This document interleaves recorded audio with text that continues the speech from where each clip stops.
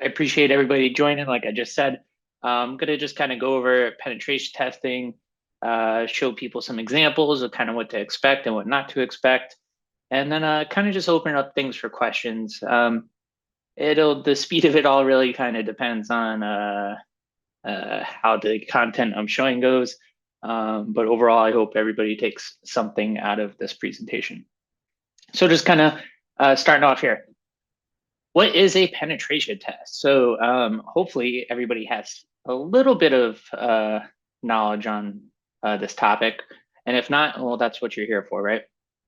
It's normally performed by an authorized security professional, meaning, you go out, you do some research, you hire a company like Compass CyberGuard to perform some type of penetration test. The testers generally should have some type of experience in the field. Usually you don't really just start off being a penetration tester. You usually have experience in the IT field for many, many years before getting into, what's called ethical hacking, right? And that's usually what the security professionals are called that conduct the penetration test, right? And the idea behind it is for your own company is you don't know what you don't know, right? So I even remember coming up, IT administration over 20 years ago, we would just do things to get them to work, right? So basically, oh, I don't care, it's working. Nobody really kind of thought about security, right? 20 years ago, they really didn't. And anybody that tells you they did, they're a liar, right? Because if they did, we wouldn't have be in the situation we're at now when there's all these improperly implemented systems with tons of security holes. So with that being said, the point of the penetration test is to identify the weaknesses in the people, the process, and the technology, right? Notice how I mentioned all three of those, because either one of those, if not properly implemented, properly checked, can be a vulnerability. A penetration test also has a very specific scope, right? There are some exceptions to that rule, but I'll talk about that in a minute or so. And then finally, one of these questions I've been asking a lot of people when they're talking about penetration tests, they go, oh, so I kind of prompted with the question. I go, oh, hey, what tool are you using to conduct your penetration tests? And somebody will go, oh, well, we're using Nessus, or we're using Qualys, or we're using Rapid7 inside VM. And I go, yeah, okay, that's not really a penetration test though, right? So, kind of by definition, a penetration test can't be conducted using a tool. A tool certainly aids in the penetration test, but right off the bat, if you're saying, hey, no, we do our penetration tests with Qualys, Tenable, Nessus, Rapid7, Insight VM, you might want to rethink that, right? You might have to go back and actually see, okay, what is it exactly we're doing? And hopefully the presentation I'm giving here will give somebody some insight as to, what should really be going on, right? Or, a little bit what should be going on anyway. All right. Be nice if we could have a nice slide transition. There we go. All right. So with all these penetration tests, understanding the scope is key, right? So your objectives have to be clearly defined. Like, what are you trying to accomplish? Like I was saying earlier, a lot of organizations, they need to find out, hey, how vulnerable am I? Am I going to get hacked to the point where all of a sudden ransomware, or there's data loss, or there's PII that gets released and things like that.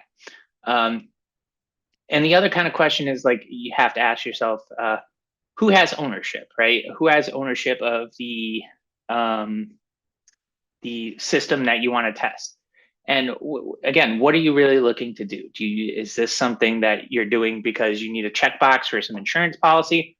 Or is it something that, hey, I'm really concerned about if you're like a CEO or a CIO or COO, whatever you may have it, are you really concerned about, your IT assets and all this stuff? Because every single company relies on all these systems that we have now. There's no company out there that doesn't rely on some type of IT system. I mean, even like my lawn person, he uses the Squarespace, whatever it is, to process credit cards and things like that. So, every single organization should be concerned about this, and you should take an approach or some sort of action to test the security of your, like I said, your people, your processes, and your technology.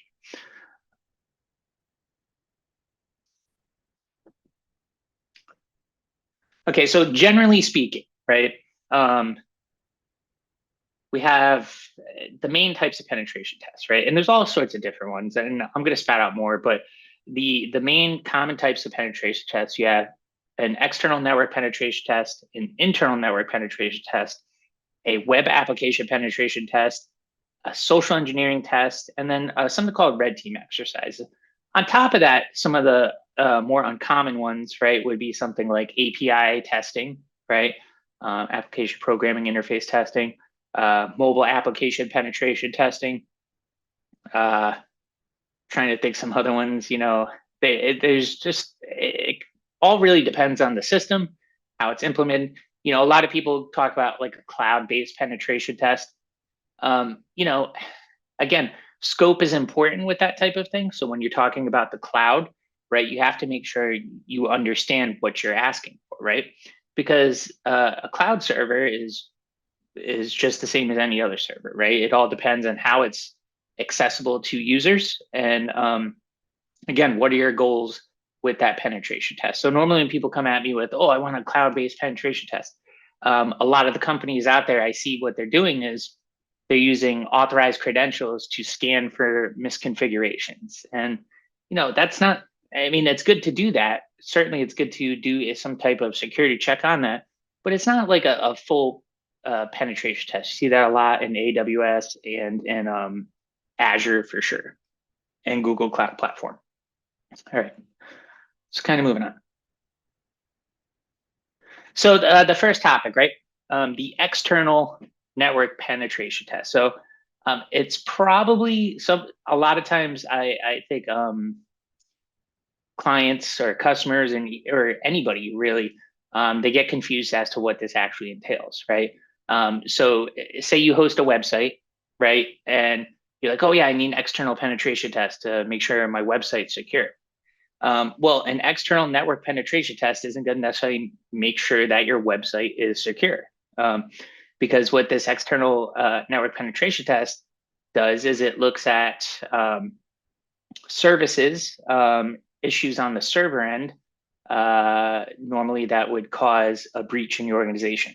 If you're concerned about web application security, and I'll talk about that in a minute, what you're really looking for is a web application penetration test. So just to kind of go over, hey, what do you need to conduct an external network penetration test? Well, you provide an IP address in the public space, meaning IP addressing has been around for, I think, since I want to say the 90s, or maybe a little before that, the 80s. There's like millions of IP addresses out there, right?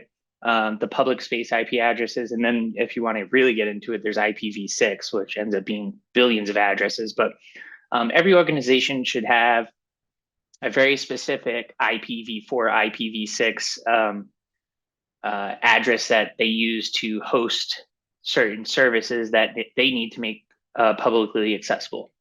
On top of that, you're ultimately responsible for the configuration of the device that IP address is on. So again, talking about the public IP address space, not in the private IP address space, which is the 192.168, 172.16, 172.34, and then the 10 network. Those are all private, right? So if you're conducting an external penetration test, you need to know the IP addresses assigned to you by either your internet service provider, or in the case if you're hosted on AWS, Azure, Google Cloud Platform, you need to know those IP addresses.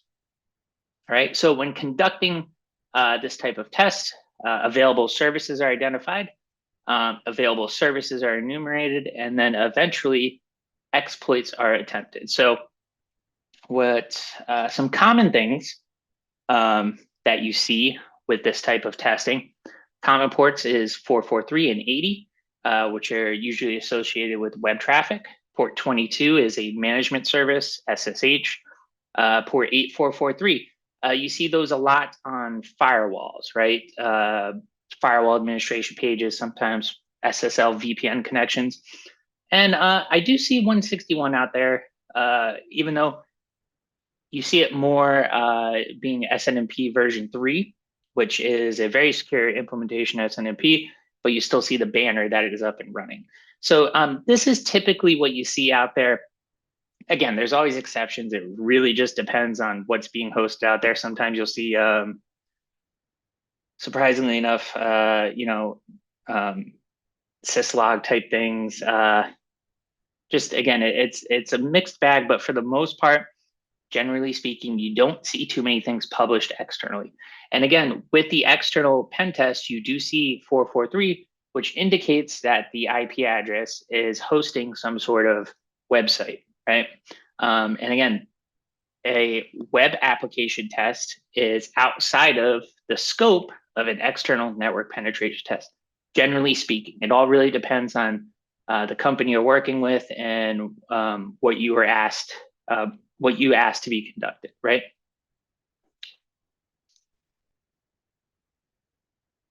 Okay, I'm going to do a demo here of what an external pen test might look like.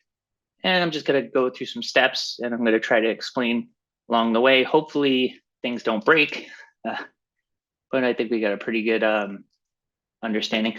Here we have a penetration testing virtual machine. It's called Kali Linux. Hopefully everybody's familiar with Kali Linux. There's a special set of tools in there specifically meant for enumerating, scanning, things of that nature. So I'm going to just kind of go down. I have a terminal open here. And this is not the norm. What I'm showing you is not the norm. This might have been the norm way back when, but it's certainly not the norm anymore. It would be a lot more fun doing external penetration tests if this was the norm, but it certainly is not. But just to kind of look at what is going on. First thing I'm going to do is I'm going to conduct a Nmap scan. Nmap is a port scanning tool. And what it's going to do is going to identify some basic services or that are being hosted at this endpoint. So let me go ahead and run that. Hopefully we get some feedback if my machine is not dead. And while that is going on, I'm going to go ahead and open another terminal. Oh, never mind, I won't do that. And I'm just going to kind of talk about these different services. Yeah, FTP is certainly one that's open frequently. So we have in this example we have port 21 FTP for file transfer protocol, port 22 SSH, port 80 HTTP, 3306, which is MySQL, which is telling me it's hosting a SQL database server, which is really bad. You never want to have that publicly exposed, right? 3389, which is remote desktop services. 4848, that's some sort of application. I forget exactly what is going on with this one. Same with the 8009, 8080. 9200, that might be a BNC type of service. But again, trying to identify these open services is kind of critical, and that's part of the penetration tester's job, right? A lot of good penetration testers will know a lot of the services, especially the common ones. Like I was just saying, MySQL 3306, which also could be MariaDB. You'll see 445 sometimes. You shouldn't see that externally, more internally, that's SMB. But identifying these and then trying to figure out, okay, let me now interact with these services, right? On top of this, the Nmap scan I just ran was just a real basic one to give me a quick understanding of what was there. I could do more options by specifically saying, hey, well, go ahead and now that I know some basic ports, I could do a -P and I could do, let me see, 8080. And then I could do a SV on top of that, which is going to do some versioning for me and kick that scan off and might give me a little more information. Ooh, my port. Oh, yep, that's because I I put the oopsie doodle. That happens sometimes. Put the port in the wrong spot. should go right after the dash P. So it's going to go through, and then I could follow that up with some more. Yeah, so see how it gave me a little bit more information on this. So it's saying, hey, it's the service HTTP. It's a Sun Glassfish open source edition server, which is something from, I think it's believed it's owned by Oracle now. Let me see if I can pull that up in a web browser. And I'm just doing this on my other screen. I'll pull it over here in a moment.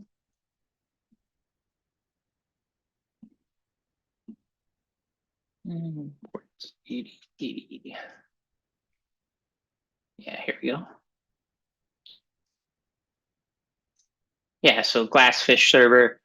So one of the things that I might do is start researching, okay, what is, Glassfish server? What is this all about? Right, it looks like it's a basic web hosting service, but it could be plagued with vulnerabilities, right?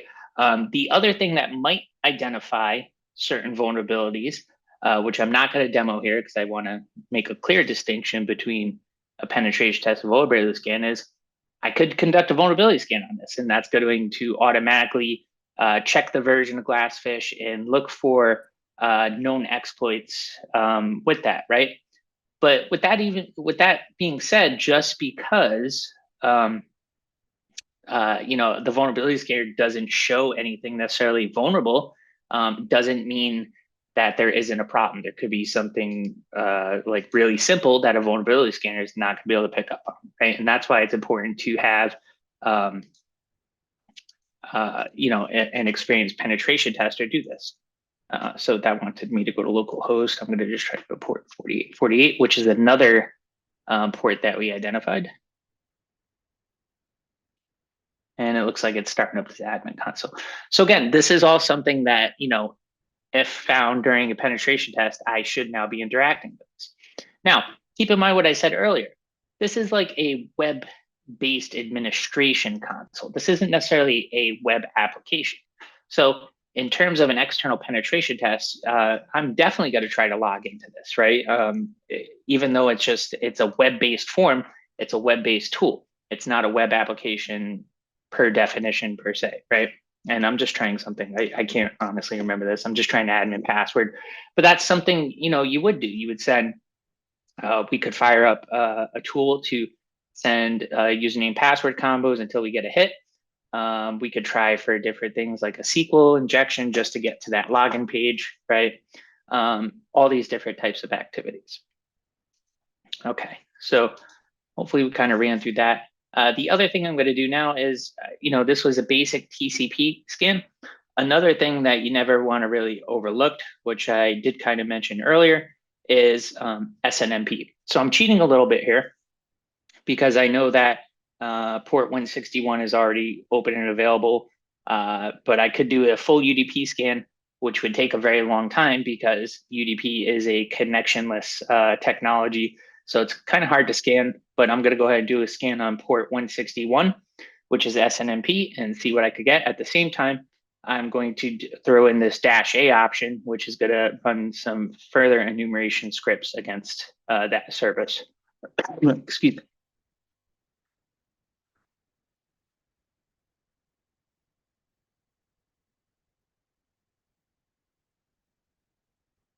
And we'll give this a second so to turn back. Hopefully I didn't crash the machine.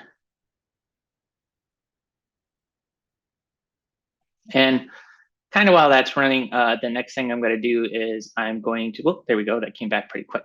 So this, again, is not a normal situation. I would really hope that, this type of thing doesn't happen anymore. There was a time, right, back when where servers were directly natted for a one-for-one. Nowadays, people are very careful because usually these are backed by firewalls that have very specific ports open, which go to very specific services, right? In this particular case, this machine has full access to the internet without any firewall in place. As you can see, just doing a simple SNMP scan reveals all this because the server is misconfigured. Okay, so kind of going through the SNMP, you can get tons of information with an SNMP get. And also you can update things with SNMP, right? And you'll also notice that I have, hey, there's these Win32 users. So this gives me a great starting point to conduct some sort of brute force attack on top of this. So earlier, in an earlier scan, like I said, I did identify port 22 as being one of the open ports. So what I'm now going to do is I'm going to take that user list, and I have this pre-populated because I, wanted to be prepared for the demo and not go through all this right now. And I'm going to run a tool called Hydra, right, which is a brute force password tool, which is going to attempt to log into SSH22 using the parameters I defined. So I have my target, I have port 22, I have protocol SSH. I'm saying use my username list, which is the info I got from that SNMP. I'm also saying, hey, generate a password, but also try the login as a password. And I'm going to go ahead and start that off, and hopefully we get a little bit of feedback here.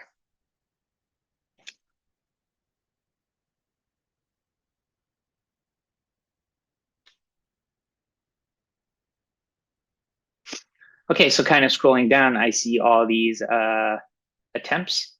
And then scrolling down, I see, oh, hey, host, login, password, vagrant was a valid hit. So I successfully, well, it says it successfully logged in as vagrant. That's a good key set. So now just to kind of test that out further,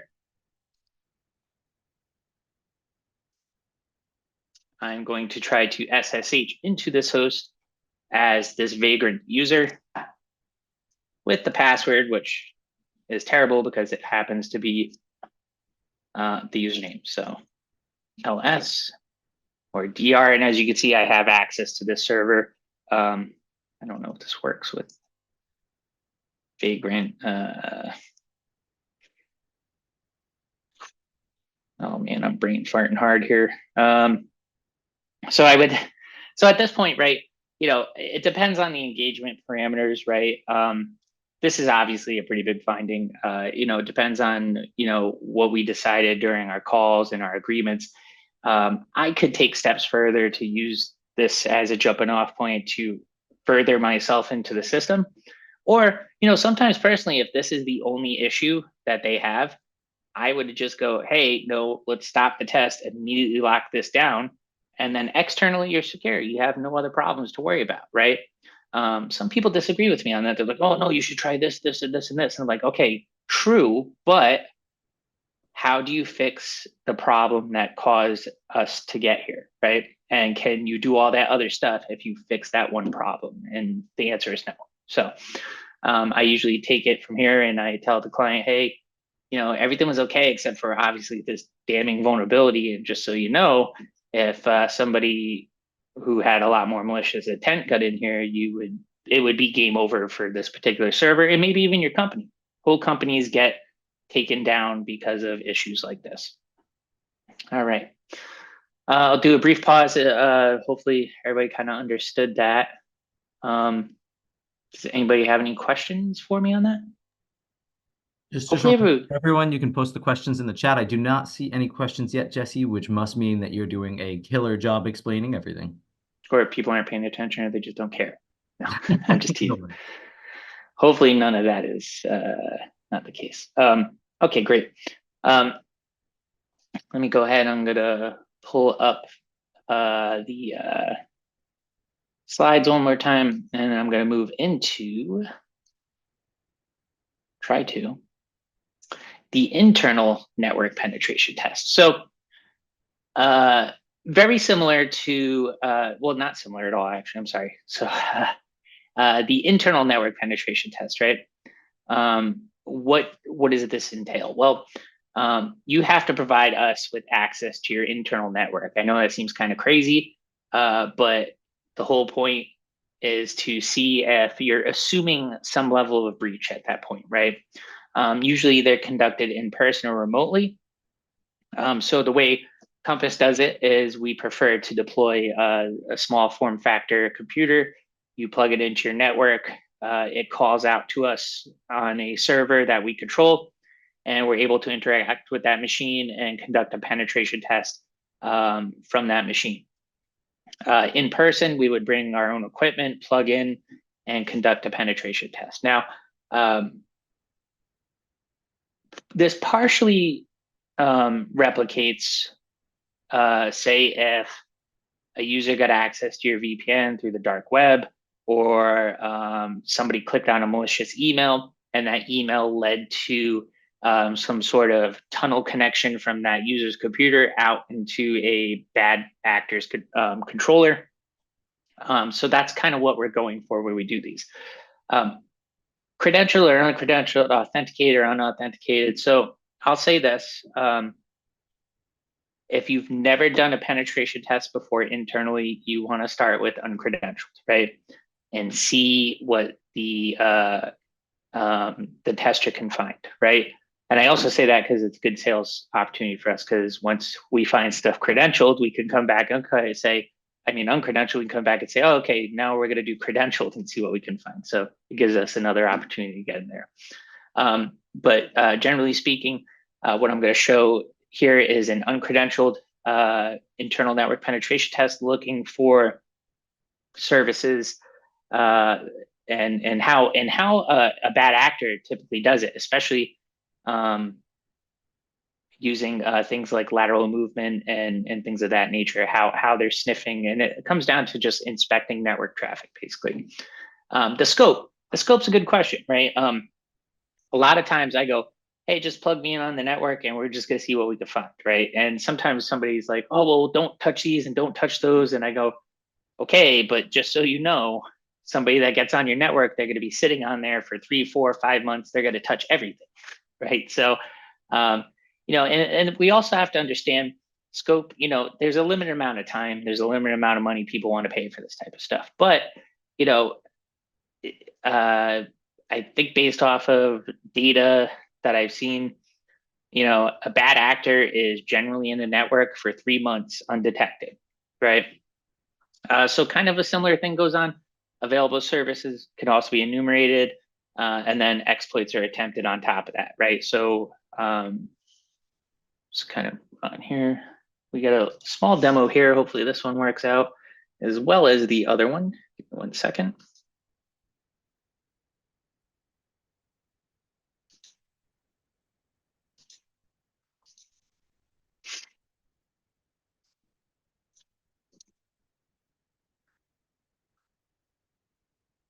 Okay, again, I have a version of Kali sitting here. And so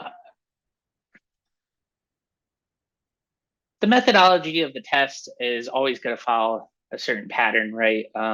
Again, you identify endpoints, look for vulnerabilities, and then you try to exploit those vulnerabilities. How you do it may change with times or different tooling. A penetration tester will often use vulnerability scanning, but at the same time, if I'm doing a vulnerability scan, it's only going to really show me things that I can exploit that are unauthenticated, right? Or that are using services like 445. So again, when an attacker gets in your network, they usually get in with some sort of credentials, or they're able to piggyback on somebody's credentials and then use those credentials to move around the environment, right?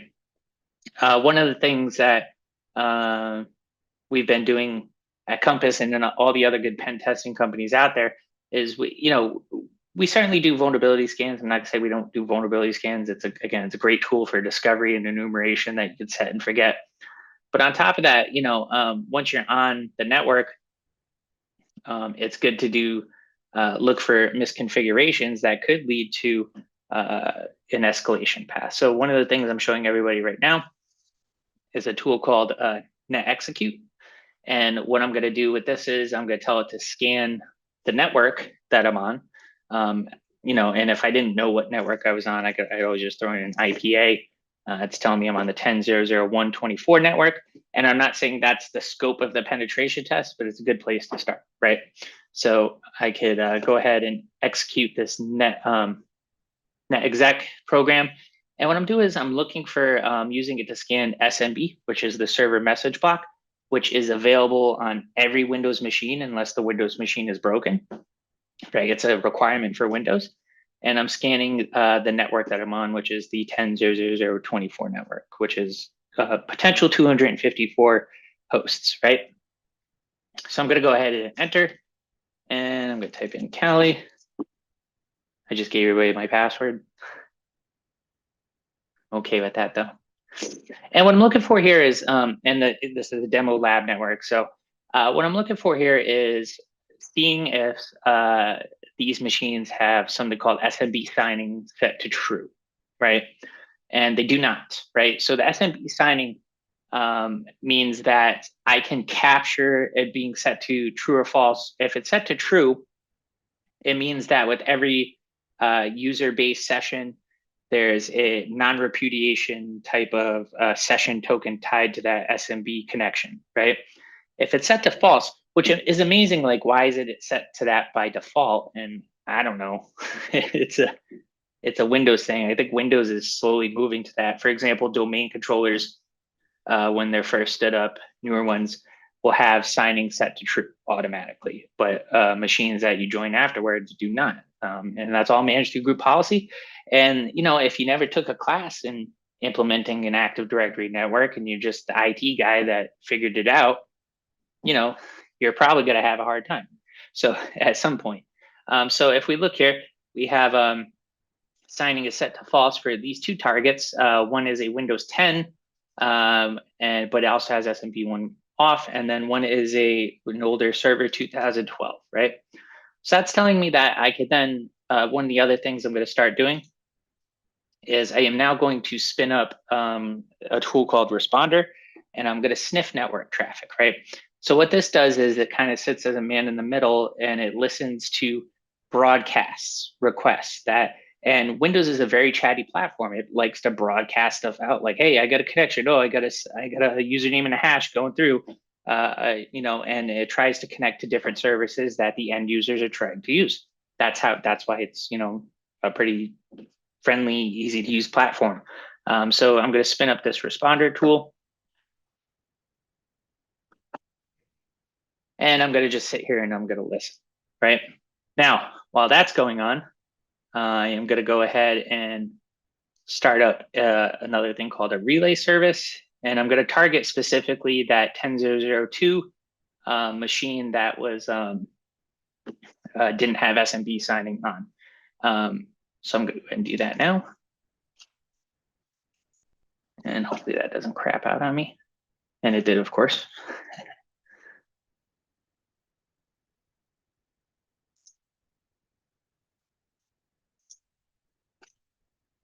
All right, that's crapping out on me. Give me 1 second, though. That's okay. We're going to still show the relay kind of going on. So if I go into now that, so this is, again, a normal type of Windows environment. And what I'm going to do is so this is just meant to replicate an end user type thing where when users are typically working on machines or accessing file shares, they do it through the UNC path, right? And whenever you hit the / and you try to connect to anything, it takes it as like a broadcast discover request. So it's assuming I want to hit this computer DFDG, which doesn't even necessarily exist, right? But it's asking me to connect to a machine, and it's going to try to and this is actually the responder tool responding to this broadcast request. So we're going to pop back over to here and see what it's pulling up.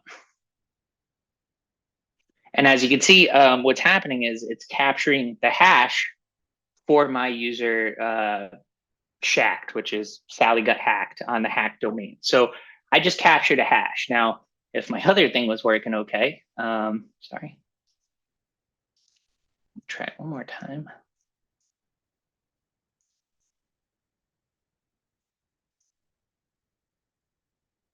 Yeah, it's failing on one of the services here. Not a big deal. So I'm going to still go and show everybody that hashed. But what I could do is normally, and I would just give this a reboot, and I'm not going to do it because I don't really feel like it, and based on time, and just have everybody go through a reboot. But as you can see, it's trying to connect to this. It answered the broadcast request for this dfdg.local, and it captured a hash for user shacked, right? So let's go take a look at that and see what that is. That is usually going to be in a session log for the responder tool, which is in CD.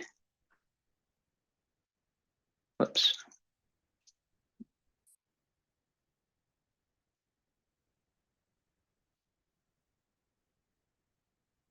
No, it's a little bit of a lag on the keyboard there. LS, and check the logs. LS. And as you can see, I got a SMBNT LMV2 hash.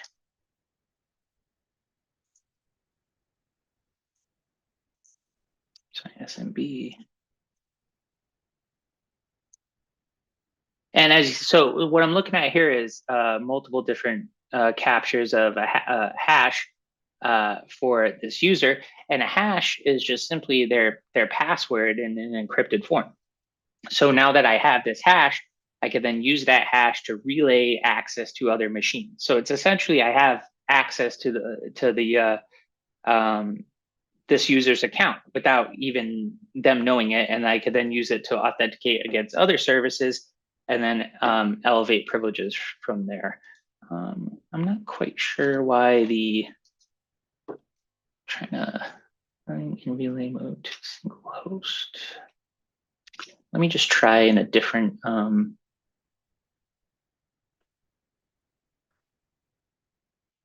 just going to try this whole network here and see if that helps me out a little bit more. Yeah, no, it's still dying. It's something on the SMB server side. I'd have to go through it again. I think if I rebooted, it's like a session type thing. I'd be able to fix this. But overall, now using that, it's just a simple, finding out, okay, what other servers can I authenticate with? Now, can I use this account to do some privilege escalation or gain access to file shares, right?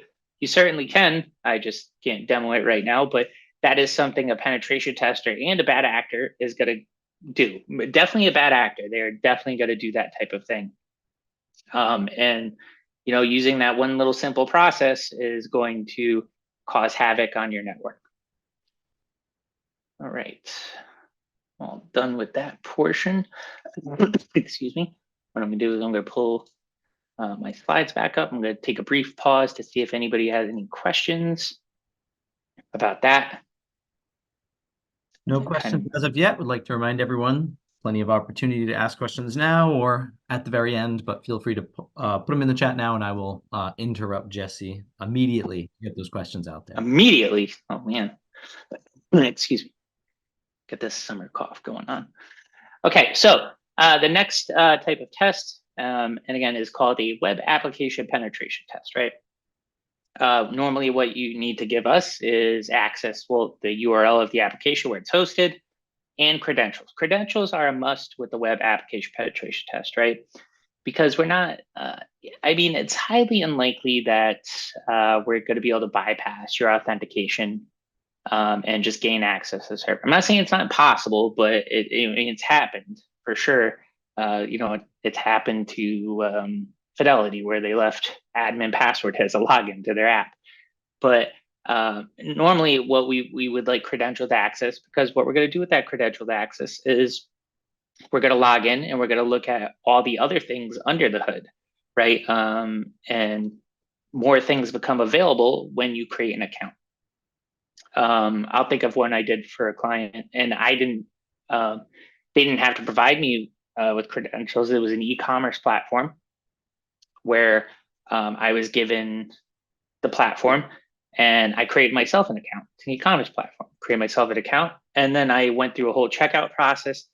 And this was really bad. I was able to manipulate the quantity amount of an item I was checking out to a negative value, and then I was able to add the price of an equal to cancel it out of a different product, basically what ended up happening is I could get that product for free. It would have shipped to me for free because the negative value canceled out the positive value of the product I was actually trying to order. Really bad, right?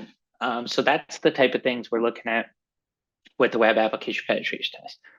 Usually you go against what's called the OWASP standard, the Open Web Application Security Project standard, and they have this list called the top 10, right? Scopes, again, scope is important because usually there's a root URL. Sometimes there's these other URLs that are, once you log in, you might hit a different area. You want to consider, hey, do I want to test the identity access for this particular server? Do I want to, meaning the authentication mechanism? I was doing a test again recently where it was using AWS Cognito, which is an identity service. And the web application itself didn't have any issues, but since they were using the identity service, I was able to find out that I created myself my own user using that identity service that allowed me access to the web app. So again, it's all about knowing your application and understanding the scope of the web application. Jesse, another thing, yes. Question for you. What type of misconfigs to look for what type of misconfigs to look for that could lead to privilege escalation?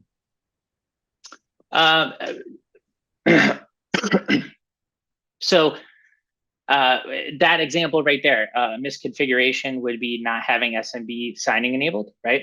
And then one thing I was hoping to demo for you guys, I could have dumped the SAM database on one of the machines. The SAM database is local account database. And a lot of organizations, for whatever reason, they still, and that could give me some simple hashes.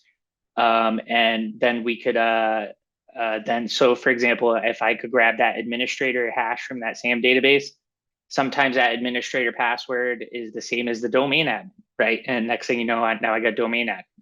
Another thing is services that are misconfigured to run with domain admin level accounts.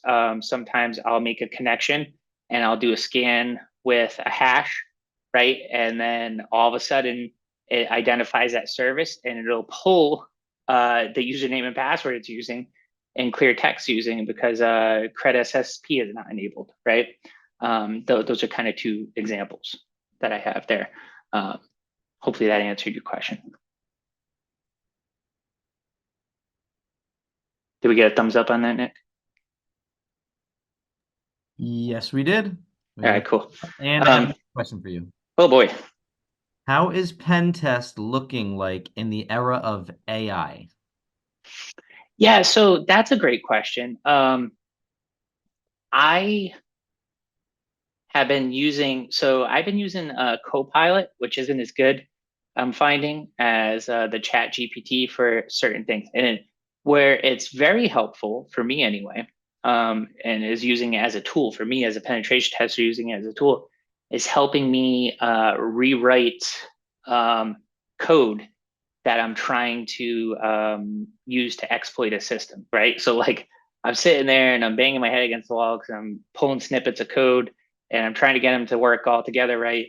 And it's just not compiling right, or it's erroring out and running. Kind of like that example I was just showing you guys. That's not something I would use Copilot for, but I would then plug that into, Copilot or ChatGPT, and it'd be like, hey, it looks like you're trying to do this, but you got this wrong. So try it like this. And that'll lead me down the correct path. In addition to that, though, too, there's a tool out there on GitHub, and I was messing with it a little bit. And along the kind of same lines, it's almost automating that pen test. But again, you have to be careful with things like that because, especially if you're being hired to do a penetration test, because it has a certain set of parameters that it's going to run through. It's still, you got to remember, AI is still a computer program, and it's going to do what we tell it to do. So there's and I gotta go look it up again, but on GitHub, there's a Chat GPT powered pen testing tool, and it seems pretty cool, but again, it's just kind of off the rails because what it's gonna do is gonna just start throwing, hey, identify this. I'm gonna try to throw this exploit at it and see what I get back. And then it's gonna adjust its parameters based on feedback it's getting. Also, another note of that is there's these other tools, which claim to be AI powered, doing pen tested, automated pen testing. They are and they aren't. They're sitting there and they're throwing exploits at machines, getting feedback from the machine and adjusting the value based on that feedback, right? So it's certainly changing the landscape. I don't think it's quite there yet. And tools like I was talking about, we used a tool, not to promote somebody else's product, all that great, Pentera for a while. It was really awesome, but it wasn't really worth the price point. It was just doing everything that we're doing, and it was cost a whole bunch of money, so it wasn't really worth it. Right. But it made it easy, especially if you don't have the experience. So to answer the question is, it's not quite there, but it's certainly helping out penetration testers, and it's going to probably evolve even more to the point where, hey, it might be one of those processes that click a few buttons and now you're doing a pen test. Could potentially be there. I don't think we're quite there yet, though. Another question for you. The questions are flowing in now. They're flowing. Is an automated pen test as thorough as a manual pen test? Well, again, yeah, like I just said, yes and no.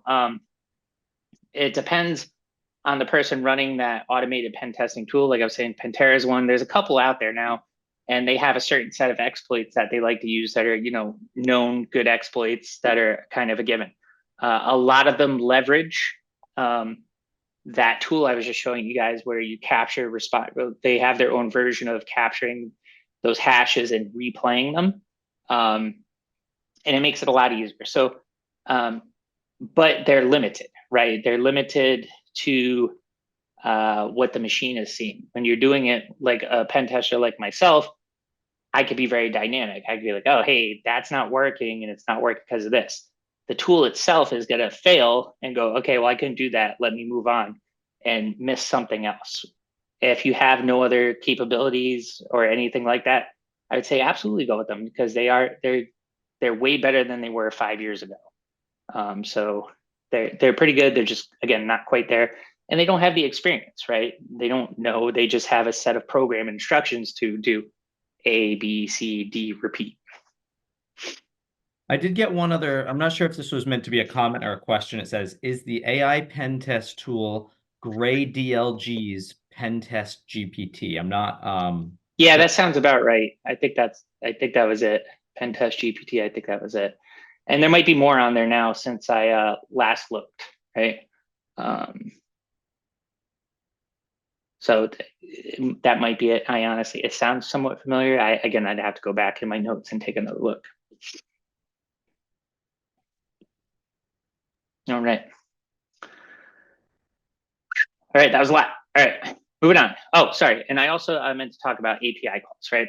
So every web application, in a sense, usually has some sort of, kind of API calls it's making. So are those in scope during a web app pen test? And also REST APIs, right? Meaning like, hey, you're a company, you offer these services, and normally APIs that need API testing specifically don't have a normal method of interacting with them. Meaning you can't open up a URL and interact with that API. You have to programmatically do it. Like you have to make curl commands or postman calls or URL calls using that tool specifically formatted to interact with an API.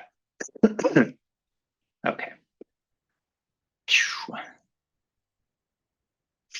Moving on to a demo of this, and then we'll kind of go through some social engineering quickly, wrap it up, and see if we have any other questions.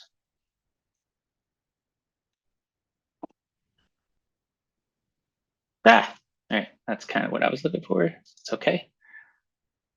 I don't want to know about problems. Don't send my problems. All right. All right, good. So what I'm showing everybody right here is a vulnerable application called the Juice Shop, right? It's, they sell juice and juice related items. It's a web application. And this is kind of when you're testing a web application, you have to look at, different things in the code, right? So, a lot of web app pen testers, they'll go ahead and do like inspect the element.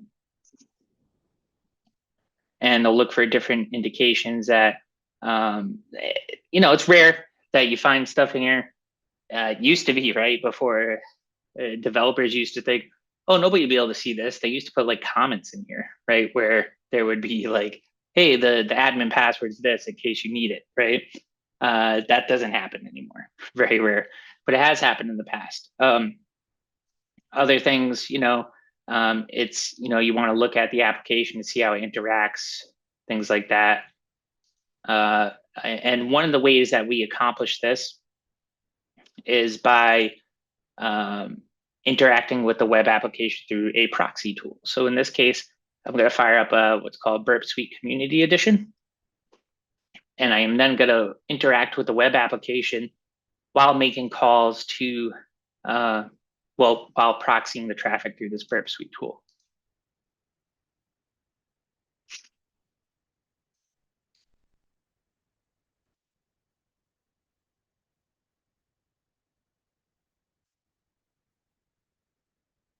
No, I don't want to restart. Sorry, the text on that's a little small. I'm not quite sure I'm going to be able to change that, but I'll be able to show everybody how to interact with the web app through this proxy tool.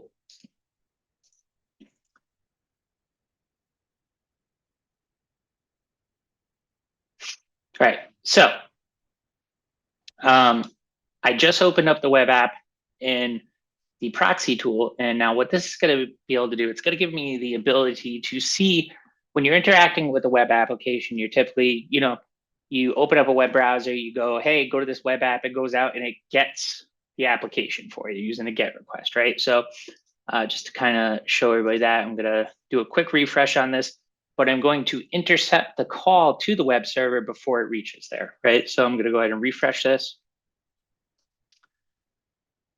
And I'm going to, so I see it's being in a socket call. I'm going to forward this. And as you can see, I'm getting the socket call, right? Forwarding that traffic. It's getting HTTP. And it's doing all these different calls to the actual web host. And all this stuff when we're doing a pen test is we evaluate the types of traffic that are going through. Now, we're not going to do every single type of call, but we're going to do a lot of them. We're going to look at different things like when you log into a server, what's being passed, can you manipulate data before you send it to the server? And then that's what that's going to do. It's going to test different injection, different session management problems, things of that nature. So as I'm forwarding this request along, it's feeding the web app, but at any given time, I could stop any of this and manipulate the traffic. There's not too much going on here because I'm just doing a simple get.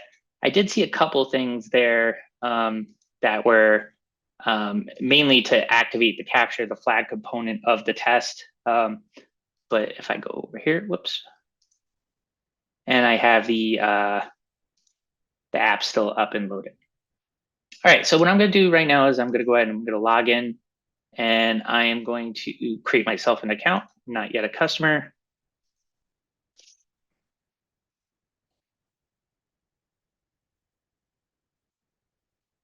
And like I said earlier, you'd want to always do this with some type of credentialed user because it opens up more options. There's not too much for me to do with it past this, but later on in this, I could then open up testing and things like that. So just do.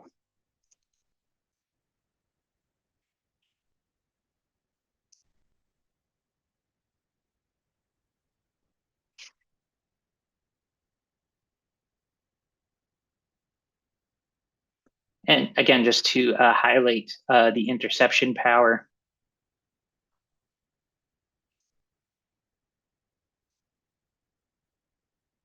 We'll see that the request isn't going through. It should have gotten stopped. And if we look here, we see the different values that are being passed to the web server. So for example, Jesse, my password, my eldest sibling's name, Paul, created at, updated at, different cookies that are tied. Sometimes cookies are a way to, you could adjust a cookie value, get to a different user. That shouldn't be the case if you have the HTTP only flag set. A lot of times you find that it doesn't though. So I'm going to forward this request along. And look at that. So that's that right there, believe it or not. This user ID, that's a security vulnerability, right? That's something you never want to see. Because what that's telling me is that the user ID is following a path, right? It's following user ID 1, which might be the admin, 2, 3, 4, 5, 6. So again, that's something that we're evaluating while going through. That's a security weakness, right? And that's not anything you ever want to see. Can I do anything with that information right now? Maybe not, but I'm going to send this to the repeater so I remember it for later. And I might not show anybody any of that right now anyway. I'm trying to get to a very specific area. But as you can see, I'm interacting with the web application. Now with the Burp Suite Pro tool as well, another thing to take note is that you're going to go ahead and be able to help it. You're going to be able to set parameters on it so it could do injection attempts, insertion points. And then from there, what I'm going to be able to do is evaluate all those requests and try my own injection, my own cross-site scripting, my own SQL injection, my own types of attacks that are going to validate any potential findings that might come from that manual and automated scanning stuff going on. All right, let's go back to our web application, see what we have. And yeah, gonna log in.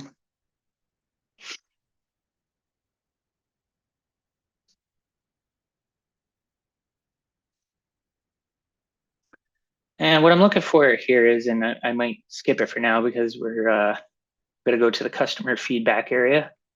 So I won't skip it. We're going to run out of time though. One of the challenges is, again, is a capture the flag platform. I disliked everything. Tasted like poop.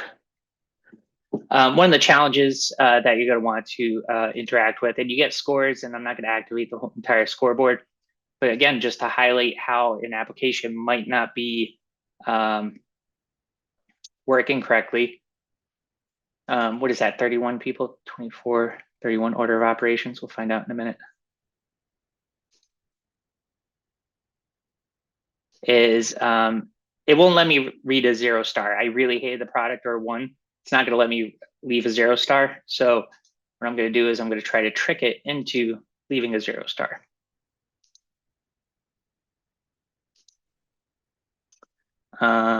So the rating, instead of a 2, like it made me, I'm going to go ahead and try to force it to do a 0.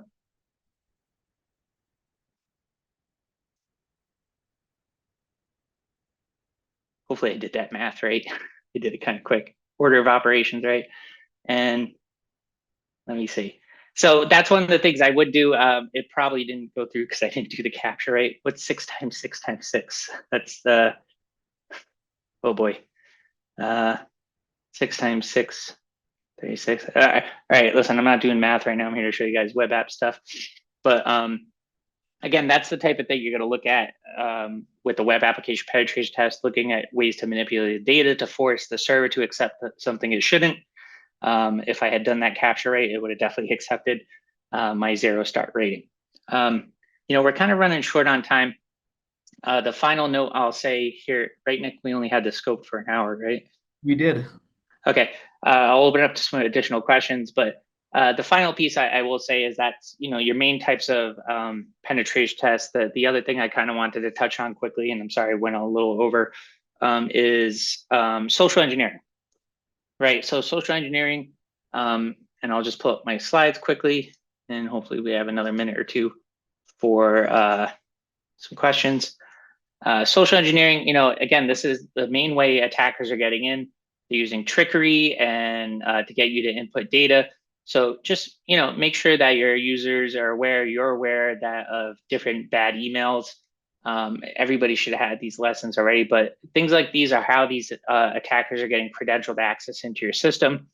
Emails like these are how they're getting reverse shells into the system. And then finally, one of the other kind of fun thing, the dark web, sorry, and physical attempts at social engineering are another thing that we kind of like to do, because remember, physical security, if your physical security is compromised, then your technology security is compromised. So a couple examples here, that's me bypassing some door security. That's myself and Patrick. We broke into, that's an area we weren't supposed to be in. We posed as somebody that worked with a pest control company and got all the way into this facility where we really shouldn't have been. But again, went a little over on time here or kind of cut short. I'll leave it open to any other questions about any of those tests that we kind of covered and give everybody another few minutes here.